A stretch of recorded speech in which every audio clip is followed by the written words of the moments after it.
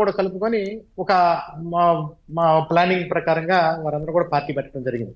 దాని తర్వాత పెట్టుకున్నటువంటి పార్టీలు కూడా చూసినట్టయితే అదే చిరంజీవి గారి పార్టీ కావచ్చు, ఈ మిగతా పార్టీలు ఏవైతే వచ్చినాయో అందరూ కూడా ఆ రకంగా పెట్టుకోవడం అనేది సర్వసాధారణమైనటువంటి విషయం. పార్టీ పెట్టుకునే ఉంది, ఎందుకంటే దానికి ఒక ఐడియాలజీ, పార్టీకి ఒక ఐడియాలజీ ఉండాలి. ఆ ఐడియాలజీని ముందుకు తీసుకెళ్లేదానికి పెద్దల యొక్క సూచనలు తీసుకొని వెళ్ళడం అనేది సహజంగా జరిగే ప్రక్రియ. అయితే రెండు ఎన్నికల్లో అంటే 2014, 2019 దానికంటే ముందు కనుక చూసినట్లయితే బై ఎలక్షన్స్ లో పార్టిసిపేట్ చేసి సుమారుగా ఒక దశాబ్ద కాలం పైనటువంటి అనుభవం కలిగినటువంటి ఒక పార్టీ ఇవాళ మళ్ళా ముఖ్యంగా అధికారంలో ఉండి ఇప్పుడు ప్రతిపక్షంలోకి చాలా హీన స్థితిలో వెళ్ళిన తర్వాత మరి ఇప్పుడు కొత్తగా మళ్ళీ పార్టీ నిర్మాణం కోసం అడ్వైజర్స్ పెట్టుకుంటున్నాము అని అంటే ఇదే చాలా స్పష్టంగా చెబుతా ఉంది. వారి యొక్క పార్టీ ఇంకా ప్రయోగాల దశలోనే ఉంది.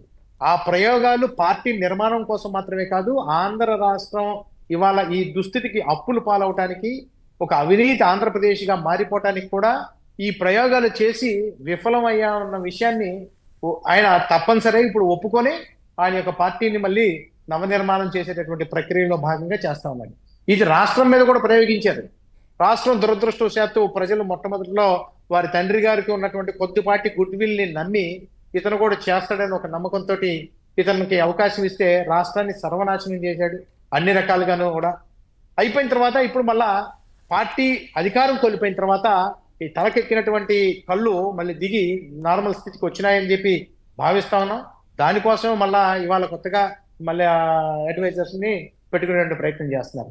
నేను ఈ మాజీ ముఖ్యమంత్రి గారిని కానీ లేకపోతే ఆ పార్టీకి సంబంధించినటువంటి వ్యక్తులు కానీ వారు మాట్లాడుకుంటున్నటువంటి మాటలు నాకు వాళ్ళ పార్టీకి సంబంధించిన వ్యక్తుల ద్వారా తెలిసినటువంటి విషయాలు ఏంటంటే, గతంలో అధికారంలో ఉన్నప్పుడు సుమారుగా 80 మంది అడ్వైజర్స్ ని పెట్టుకున్నారు. ఈయన 80 పైన అడ్వైజర్స్ ని, వాళ్ళందరికీ లక్షల్లో జీతాలు చెల్లించారు.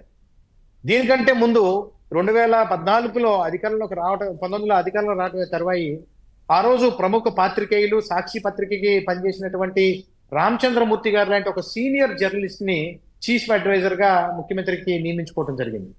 అదే రామచంద్రమూర్తి గారు ఒక సంవత్సరాల కాలంలోనే నేను ఎవరికి చెప్పాలి అడ్వైజర్స్, ఇనేవాడు ఎవడు, అసలు ఇక్కడ తీసుకునేటటువంటి వాళ్ళు ఎవరు, ఎవరికి చెప్పాలో కూడా తెలియచేటటువంటి పరిస్థితి లేదు అని చెప్పి నిర్ద్వందంగా దాని రెసిగ్నేషన్ ఇచ్చేసి బయటికి వెళ్ళిపోయారు. ఒక విజ్ఞత కలిగినటువంటి సీనియర్ జర్నలిస్ట్ కాబట్టి అక్కడ జరుగుతున్నటువంటి పరిణామాలని సున్నితంగా ప్రజలందరికీ తెలియజేసి తను అక్కడి నుంచి బయటకు వచ్చేసారు. అదేవిధంగా అక్కడ ఉన్నటువంటి 80 మంది అడ్వైజర్స్ లో ముఖ్యంగా ఆయనకి సంబంధించినటువంటి ఒక 3-4 తప్పితే ఇంకెవరు కూడా ఏ రోజు కూడా ఆయనకి అడ్వైజులు ఇచ్చినటువంటి దాఖలాలు లేవు. అదేవిధంగా ప్రజల్లోకి వచ్చి ఆయనకి ఇచ్చినటువంటి అడ్వైజర్స్ ఇదిగో ఇంప్లిమెంటేషన్ జరుగుతుంటే ఇది జరిగింది మంచి, ముఖ్యమంత్రి గారికి ఇది ఈ సూచనలు మేము చేశాము, లేకపోతే ముఖ్యమంత్రి గారితో ఇదిగో ఈ మాటలు మాట్లాడుకున్నాం మేము, లేకపోతే మంత్రివర్గంలో చర్చ జరిగినప్పుడు మా అడ్వైజర్స్ కూడా కొన్ని తీసుకున్నారని ఎవ్వరూ కూడా, ఆ రోజు ఉన్నటువంటి దేవులపల్లి అమర గారు కావచ్చు, పాత్రికేయ రంగం నుంచి కాకుండా ఇతర ఇండస్ట్రియల్ రంగం నుంచి కూడా చాలా మందిని తీసుకున్నారు. ఎవ్వరు కూడా ఏ రోజు కూడా ప్రెస్ మీట్ పెట్టి చెప్పినటువంటి పరిస్థితి లేదు, ఎక్సెప్ట్ సకల శాఖ మంత్రి అయినటువంటి సజ్జల రామకృష్ణారెడ్డి గారు తప్పితే. వారు కూడా సజ్జల రామకృష్ణారెడ్డి గారిని కూడా విజయసాయిరెడ్డి గారి మీదకి సజ్జల గారి మీదకి విజయసాయిరెడ్డి గారిని నిరంతరం వాళ్ళ మధ్య కూడా ఒక యుద్ధం జరుగుతూ ఉండేది నిరంతరం ఆ పార్టీలో. దాని మీద వారి యొక్క అజమాయిషీ చూపించుకోవడం కోసం ఏదైనా సందర్భం వచ్చినప్పుడు ఆయన బయటకు వచ్చి చెప్పడం తప్పితే ఏ రోజు ఆయన చెప్పినటువంటి లేదు. అంటే నేను చెప్పదలుచుకుంది ఏంటంటే, ఒక పార్టీకి అధినాయకుడిగా ఉన్నటువంటి వ్యక్తి, ఒక నియంతృత్వ వాదంతో ఉన్నటువంటి వ్యక్తి, ప్రజల పట్ల ప్రజలకి ఏ రకమైన సంక్షేమం చేయాలనే ఆలోచన అవగాహన లేనటువంటి వ్యక్తి ఎంతమంది అడ్వైజర్స్ పెట్టుకున్నా, ఎంతమందిని మార్చినా అతని ఆలోచనలో ఎటువంటి మార్పు వచ్చేటటువంటి అవకాశం ఉండదు, లేదు, రాబోదు కూడా.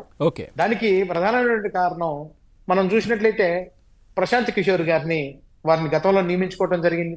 ప్రశాంత్ కిషోర్ గారు ఎన్నో చోట్ల సక్సెస్ అయినటువంటి వ్యక్తి. అటువంటి ఆయనతోటి కనీసం ఒక ఎన్నిక తర్వాత కూడా అతనితో కంటిన్యూ గెలిపించిన తర్వాత కూడా ఆయనతోటి పట్టుమని 4 ఏళ్ళు కూడా అతనితోటి కాపురం చేయలేనటువంటి పరిస్థితి. అంటే జగన్మోహన్ రెడ్డి విధానాలకు సంబంధించి ఆయన కూడా బహిరంగంగా చాలా సార్లు మాట్లాడారు కదా, రాష్ట్రం ఈ విధంగా చెప్తున్నాను. ఎక్కడ ఎవరితోటి పొసిగినటువంటి దాఖలు లేవు. అతను ప్రశాంత్ కిషోర్ గారు ఎవరికైతే పనిచేశారో వారెవరిని కూడా గతంలో విమర్శించినటువంటి పరిస్థితి లేదు. బీహార్లో పనిచేశారు, వెస్ట్ బెంగాల్లో పనిచేశారు, భారతీయ జనతా పార్టీకి కేంద్ర స్థాయిలో పనిచేశారు. ఎప్పుడూ కూడా ఆయన బయటికి వెళ్ళిపోయారు.